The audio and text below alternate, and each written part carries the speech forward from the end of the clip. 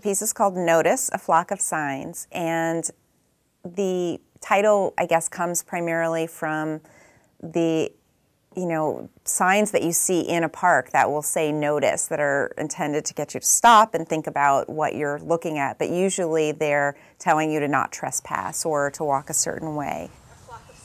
In my case, I wanted the first part, notice, to get people to stop and look at the park and see the birds, the trees, the flowers, the plants, look at things in a different way, or just to look at them, period.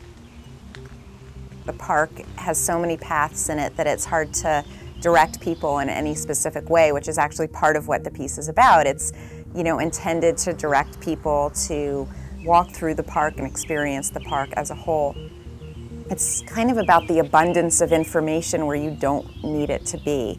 And when you go to a park, part of the thing that you want to do is leave behind all this overload of information and just experience being in the outdoors and experience the sounds of the birds chirping and the smell of the grass being cut. And all of a sudden you have these signs telling you tree, tree, leaf. And it's just an unnecessary amount of information. So I kind of wanted to point to this competing desire for experience and information. All the information there is accurate, but I guess the signs themselves of where they're pointing are meant to also kind of confuse and misdirect. The ones that actually have a lot of information on them, they're the didactics that actually tell you something that's useful, and I like both how they look and that they're mixed in with the signs that seem utterly unnecessary.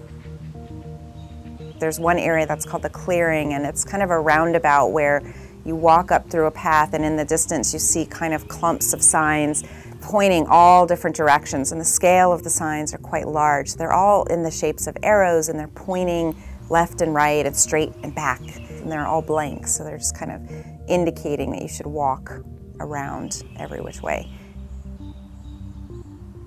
The next kind of third significant clump is an area by the Visitor Center, and there's little signs that are all pointing towards the ground, and I've been thinking of these as chickadees or baby signs that have not yet grown into larger full-grown signs. These signs in this project are something that we see every day.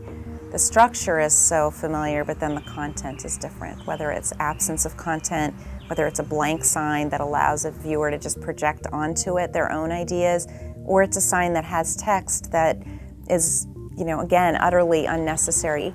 Hopefully the familiarity with that structure allows people to enter it, and then it kind of subverts their understanding of what's being indicated and marked.